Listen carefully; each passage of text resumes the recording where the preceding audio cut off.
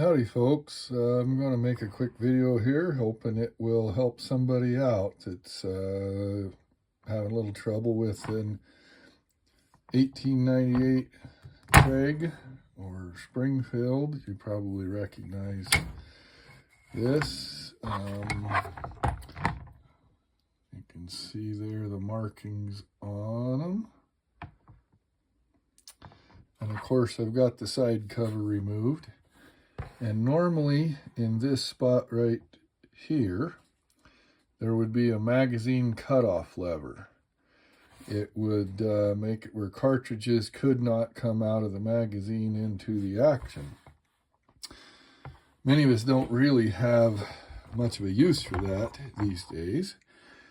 And this is the second time I've seen this, where on one of these rifles it has either this Redfield aperture rear sight mounted in that location, or I think there's a Lyman sight that mounts the same way. At any rate, folks will remove the magazine cutoff as part of installing that sight, because of course this portion of the sight mounts in that hole, and so you've got to remove it. But never seen the instructions from one of those, but I would bet if somebody actually read the instructions, it would say you got to reinstall part of it. Because what I've seen happen a couple of times, if you look right here, that is the spot where that magazine cutoff would be. And it's a round rod, and it's got a flat spot on it. And when the flat spot is against the head of the cartridge, it lets the cartridge move over far enough to get in front of the bolt, and then the bolt will strip it out of the magazine.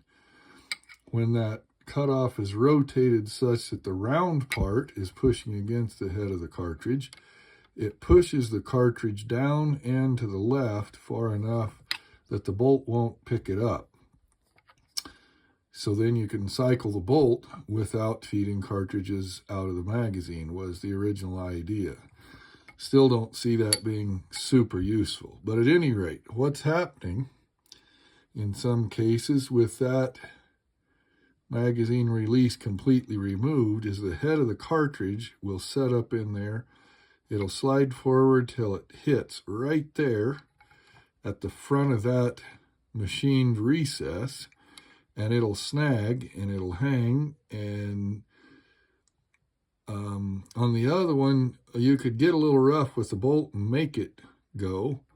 On this particular rifle, seemed like no matter how rough you got with it, it was not going to feed a cartridge out of the magazine. So it rendered the rifle, in essence, a single shot.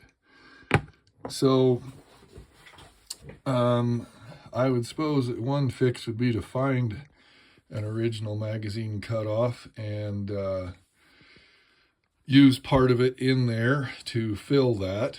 Instead of trying to find one, what I made work last time, and I've got going again this time, I took a 13/64 drill bit, which very closely fits that bore. Well, it's about 5/1000 undersize. And about the first 4/10 of an inch of it, trying to get that to focus, I ground almost half the diameter off of it. So just slightly more than half of it's there. Then I'm going to take and cut it off. Let's see where I think we're going to use.